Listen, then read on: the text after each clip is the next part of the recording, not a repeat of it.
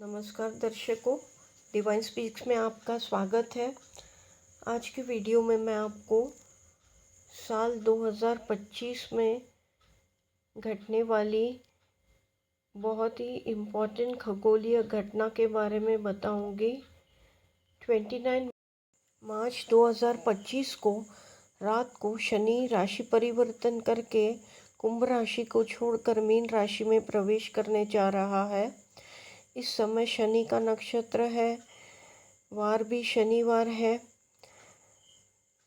तो Shani hyper active होगा और इस समय बुध और शुक्र वक्र अवस्था में है, मंगल नीच का है और मंगल और गुरु को छोड़कर सभी नक्षत्र मीन राशि में रहेंगे और सामने केतु अकेला कन्या राशि से इन सभी ग्रहों पर अकेला ऑपोजिशन करेगा। तो इस वीडियो में बताई कुंडली में भी आप देख सकते हैं कैसे केतु अकेला और इतने सारे प्लैनेट सामने। तो यह घटना कोई मामूली घटना नहीं, हजारों सालों में ऐसा ग्रह की स्थिति बनती है और ऑब्वियस है कि ऐसी ग्रह स्थिति बड़े बड़े बदलाव और इम्पैक्ट्स ही लाएगी। जिनको शनि की 7.5 या शनि की दशा अंतरदशा है उनको ज़्यादा असर करेगी, लेकिन नॉट नेसेसरीली नेगेटिव असर। जिनका शनि कुंडली में स्ट्रॉन्ग पोजीशन में है उनको पॉजिटिव इफ़ेक्ट भी हो सकते हैं, लेकिन ग्लोबल लेवल पर यह बहुत बड़े बड़े बदलाव की संभावना लाएगी। भारत में भी बहुत बड़े बड़े इफ़ेक्ट्स होंगे, जैसे पॉलिटिक्स में हलचल, नेचुरल कैलामिटीज़ कुछ भी हो सकता है और पर्सनल लेवल पर भी सभी की कुंडली के अनुसार सभी को लाइफ चेंजिंग मोमेंट्स एक्सपीरियंस करने को मिलेंगे। परिवर्तन का समय है और मैंने अपने पहले भी कई वीडियोस में ये सब हिंट्स दी ही है। तो इस समय ग्लोबल रिसेशन आने के बहुत ज़्यादा चांसेस बढ़ रहे हैं। फाइनेंशियल क्राइसिस और कई बैंकों का बंद हो जाना, बीमारियों का आना और जनता का सरकार के खिलाफ आक्रोश, यह बहुत इम्पोर्टेंट घटनाएं हैं जो घटित होने के पूरे आसार हो रहे हैं। आईटी सेक्टर ख़त्म हो सकता है और कई कंपनियां बंद हो जाएगी और बंद होने लगी है। कई लोगों को अपनी नौकरी से हाथ धोने पड़ेंगे। बड़ी बड़ी कंपनियां नौकरी से स्टाफ को निकाल रही है। शेयर मार्केट भी कोई पॉजिटिव इफ़ेक्ट्स दिखा नहीं रहा है।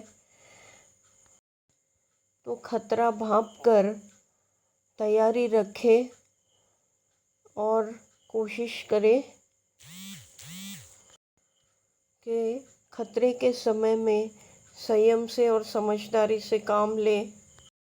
बैंक में इंटरेस्ट रेट भी बहुत कम हो रहे हैं और विश्व भर के सभी बैंक आगे भी यही करेगी।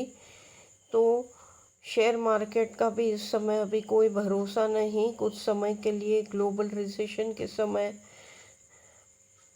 होशियारी से काम ले और सोने चांदी में इन्वेस्ट करना शुरू कर दे। जब जब ग्लोबल रिसेशन आया है सोना ही सेफ हेवन साबित हुआ है। मैंने अनेक वीडियो में ये बात कही है, हमेशा ही कहती आई हूँ। अभी सब जो हो रहा है सब खतरे की घंटी है। वर्ल्ड वॉर के भी आसार है और एक एक घटनाएं घटती जाएगी और एक दिन में तो कुछ नहीं होता। तो ऐसी ही अनेक घटना के चलते अल्टीमेटली अंदाज़ है कि 2030 तक थर्ड वर्ल्ड वॉर शुरू हो सकता है। और यहाँ पर एक बहुत बड़ी बात है कि नेचुरल 12th हाउस, मीन राशि सबसे लास्ट राशि है, मोक्ष की राशि है, और नेचुरल कुंडली में मीन राशि लॉस के भाव में पड़ती है 12th हाउस में। तो काफ़ी नुकसान के ही योग हम प्रेडिक्ट कर सकते हैं। और केतु का एक साथ इतने सारे प्लैनेट्स को एस्पेक्ट करना ये कोई छोटी बात ही नहीं है। एक ही प्लस पॉइंट है कि शनि गुरु की राशि में है, गुरु की दृष्टि प्राप्त नहीं हो रही है, लेकिन शनि का गुरु के नक्षत्र में होना मतलब गुरु उसको हद पार तो नहीं करने देगा। तो एक प्लस पॉइंट है। यह ग्रहण आंशिक है, पार्शियल एक्लिप्स है, और इंडिया में दिखने वाला भी नहीं है, तो कुछ भी पालने की ज़रूरत नहीं है। ये south west Africa, north Russia और यूरोप में ही दिखाई देगा।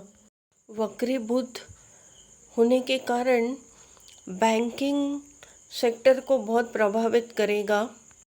इसकी असर 15 अप्रैल तक तो बहुत ज़्यादा रहेगी, लेकिन इसके बाद थोड़ी कम होगी, लेकिन असर लंबे समय तक तो रहने ही वाली है। ग्लोबल रिसेशन और सब में कोई राहत नहीं दिखाई दे रही है।